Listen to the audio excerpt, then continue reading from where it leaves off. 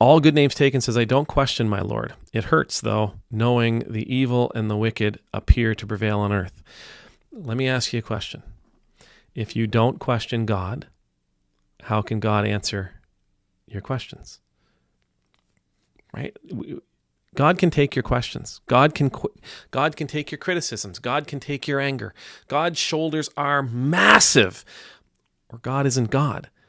God's ego is rock solid, or God isn't God. You're not going to offend God by wagging your finger at God. You're not going to offend God by asking deep, challenging, ridiculously anger, strife-filled questions.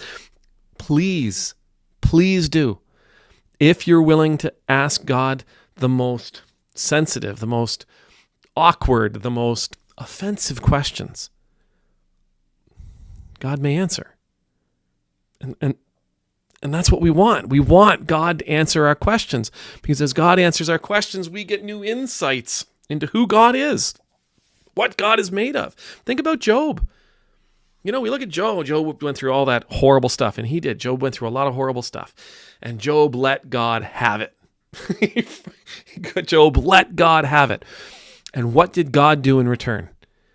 Let Job have it right back. Now, we can look at that and we say, yes, but he inspired God's anger.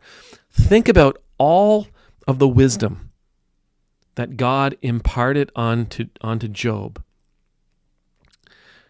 when he answered Job.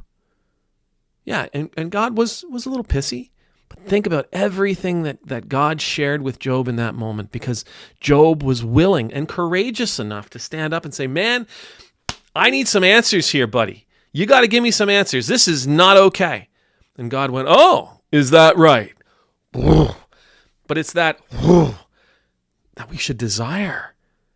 It's that spilling out of the Spirit and of information and wisdom that we should crave. So please be willing to question God. Be willing to challenge God.